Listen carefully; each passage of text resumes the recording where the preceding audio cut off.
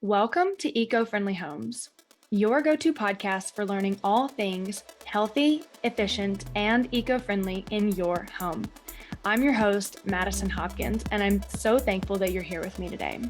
I'm a certified green real estate agent in Denver, Colorado, helping you live more sustainably by sharing tangible steps each month on how to reduce your home's emissions, save money, buy cleaner, build greener, and to discuss what an eco-friendly home could and does look like. If you're ready to work with me as your Denver-based real estate agent, email me, madison@movingwithmadison.com. And remember to hit subscribe so you can get notified every second and fourth Wednesday of the month when I release an episode on how to live more eco-friendly in your home. Now sit back, relax, grab your favorite tea, have one of your favorite cookies, and enjoy the show. This podcast episode is sponsored by Millennium Mortgage, your lending solutions for the place you call home. Hey, podcast listeners, and thanks for tuning back in to today's episode of Eco-Friendly Homes podcast. And as our guest, we have Julia Lennon with We Don't Waste. And We Don't Waste is a nonprofit founded in 2009. And Julia is the Programs and Education Manager for We Don't Waste. So thanks for being here today, Julia, and it's nice to meet you. Yeah, thank you so much for having me. I'm excited to be here. Yeah. So what exactly is We Don't Waste for our podcast listeners out there? We'll just start with that question because I think that's the main question. Sure. Yeah. So We Don't Waste is a Denver-based nonprofit that rescues or recovers food that would have otherwise been wasted. So it's all high quality food that is still safe to eat that was going to get thrown away for a variety of reasons. So we take that food and we redirect it or redistribute it to nonprofit partners that feed people for free. And we also bring it directly to mobile food markets where we directly serve community members food. That's awesome. So my friend recently just started getting shipments from Misfit Market. And so it sounds like sort of a similar mission. Well, definitely a similar mission and sort of a similar, what's the word I'm looking for? Like tactic? Certainly a similar concept in that they're kind of making sure that produce that's still safe and good to eat, but maybe is ugly or imperfect looking, doesn't get thrown away and instead gets consumed. But they're just selling it in like boxes, whereas we're just giving it away for free to partner agencies or directly to people. That's cool. And so where are some of the places that y'all take from and give to? Because I think you and I have talked about that y'all do take from, or not take. I feel like that means like you are taking from them. You're just in like a receptive way, like a very receptive taking. Yeah, so we receive donations from all over the food industry. So anywhere from really big manufacturing centers or like produce sorting facilities, so where they're maybe sorting out peppers that are not the right size or shape or color, or tomatoes that have some slight blemishes on them.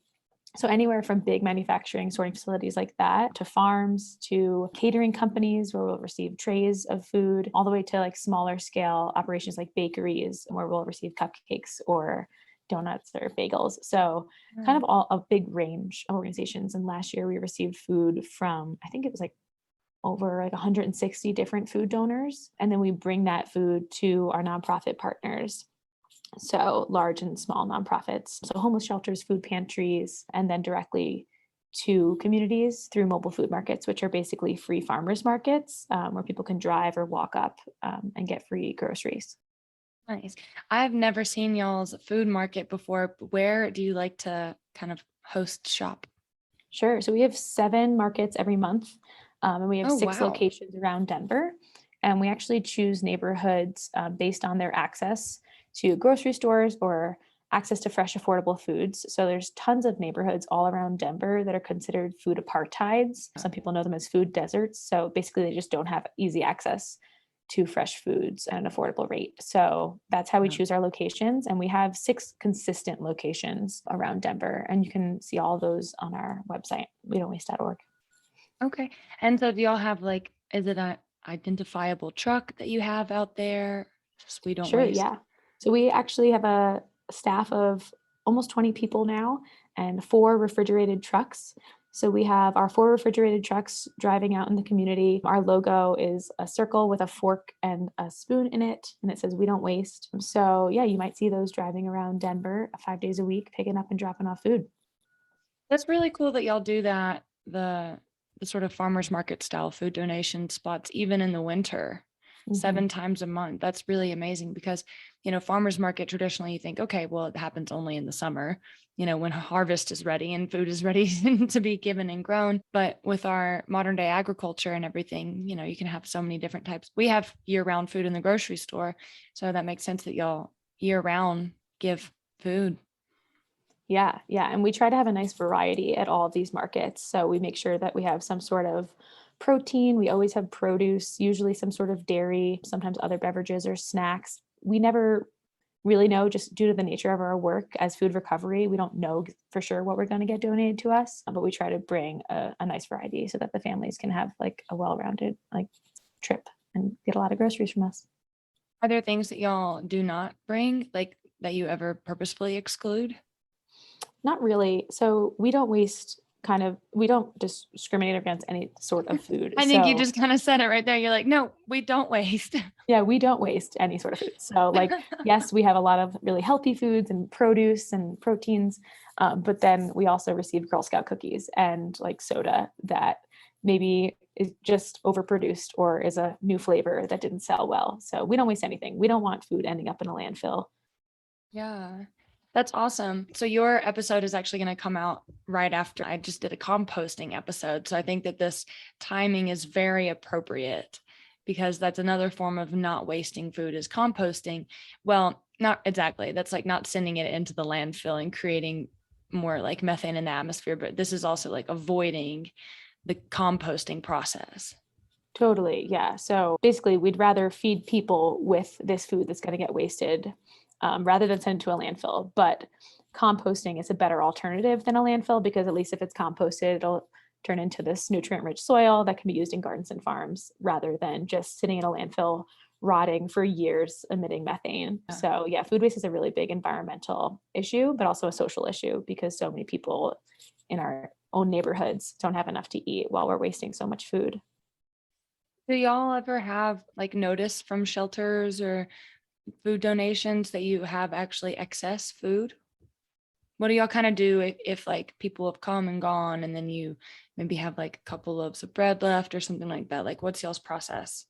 Sure. So I mean, if we bring food to one of our markets, usually we serve anywhere from 100 to 200 families in a 2 hour period. And if Wow. we have extra food, we'll just put it right back on our refrigerated truck, take it back to our warehouse, and then find a nonprofit partner to give it out to the next day. So we have refrigerated blankets that we can keep things cold with, or we could leave things on the truck if it's a hot day in the winter. Luckily, we don't have to worry about that as much food safety wise. But if we ever have food that does have to get wasted, even though we don't waste. Sometimes we might get a pallet of tomatoes, let's say, and the top half of the pallet is beautiful ripe tomatoes. And then you get halfway down and they start getting mushy and moldy and not safe for humans to eat.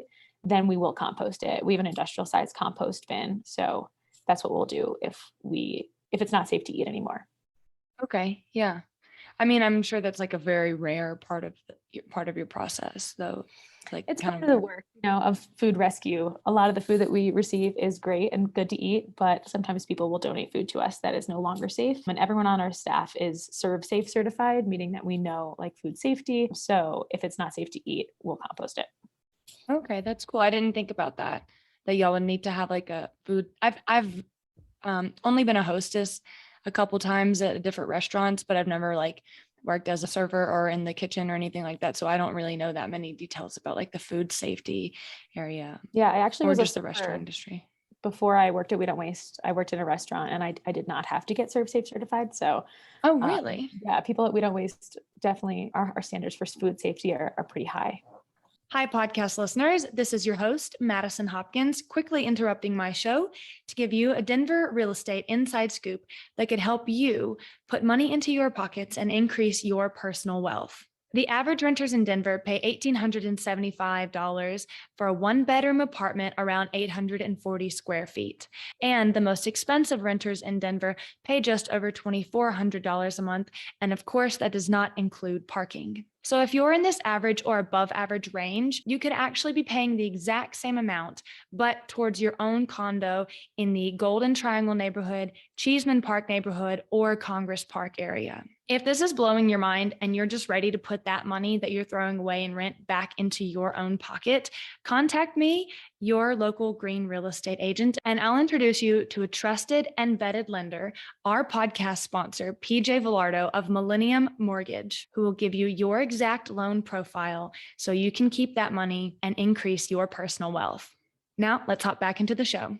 Well, are there other aspects of We Don't Waste that you would like the listeners to know about that we have not covered yet? Like on your website, I see that y'all have saved, and I don't know if this is this year alone, but it's, God, what is that number?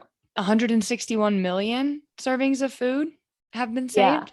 Yeah, so we've been around for 13 years now. So I think that's a total number. But just last year, I think it was over 20 million servings of food. And we measure in servings just based on how we started. So we started with our founder, executive director, Arlen Preblood, going to restaurants and catering companies and rescuing trays of food in the back of his Volvo station wagon and bringing those to homeless shelters. And it's easy to measure in servings because a half tray is 20 servings, a full tray is 40 servings. And we've grown tremendously since then. And we now have those 4 refrigerated trucks. But since we're on the go, it's hard for us to weigh the food. We don't have big scales, so we just are able to measure in how many servings we provide.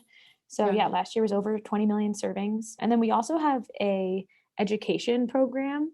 So a lot of people don't realize how much food gets wasted. So it's 40% of food that's made for humans to consume gets wasted every year. And the majority of that is actually at the household level. So that's somewhere we can't pick up food right now. We don't waste with our trucks. We can pick up from farms, grocery stores, manufacturers, but we can't go door to door and pick up food from people's houses. So what we can do is try to educate folks on how they can reduce their own food waste at home. And not only will that minimize their environmental impact, but also it saves them food and money. The average family of 4 wastes, I think it's like $1,500 every year on food that they throw away. So there's lots of like tips and tricks that I would love to share about how to reduce food waste at home if you're interested. Yeah, we definitely have time to hear some of those. And I'm imagining because y'all have like this big freezer truck and freezer blankets that it has a lot to do with the freezer. My freezer is my best friend, and storing food properly is totally one of my like biggest tips. Just something simple as I didn't know that potatoes and onions shouldn't get stored next to each other. I always used to keep them in the same bowl. And then I learned that they actually emit gases that cause each other to rot fast. And it's the same thing with bananas and other fruit. So if you put bananas in a fruit bowl with a bunch of other fruit, everything's going to ripen faster. So, I mean, if you have an avocado that's pretty firm and you want it to ripen up, put it next to your bananas. But if you want to extend the shelf life of your produce, you should keep bananas separate from other fruits and keep those potatoes and onions separate. And yeah, definitely using your freezer, especially for prepared meals. So like sometimes I'll make a whole batch of chili and I'll eat it like all week and get kind of sick of it. So rather than doing that, I'll freeze a good chunk of it. And just like labeling those leftovers is something I don't always remember to do, but is super helpful so that in a few months you're like, oh, what is that mysterious red container in my freezer? And you'll have on there like, oh, chili, that I made that a couple months ago. Yeah, it's still safe to eat. So just, storing things properly. A couple things that I've learned while teaching people about food waste is mushrooms. So mushrooms tend to get kind of slimy. So if you keep them in a paper bag or even a cloth bag with like a paper napkin inside, it'll absorb that moisture and keep them dry and keep them fresher for way longer in your fridge. Okay. So that's just a little tip about mushrooms. I have I lots definitely of other need that one. Yeah, I like the specific. I really do need that one. So, and the education piece of y'all's website. So, where would people go to find this? And like, is it specific things like this, like your mushrooms and your onions and all that kind of stuff? So I actually would totally recommend Save the Food. Save the Food is just like another resource. You should check out their website. Yeah, savethefood.com, because they have a lot of specific tips and tricks, and you can type in like any food item and they'll tell you how to store it properly, some recipes, like how to make it last, all that stuff. Okay. On our website, you can find ways to get involved with us. And also I do presentations for students of all ages.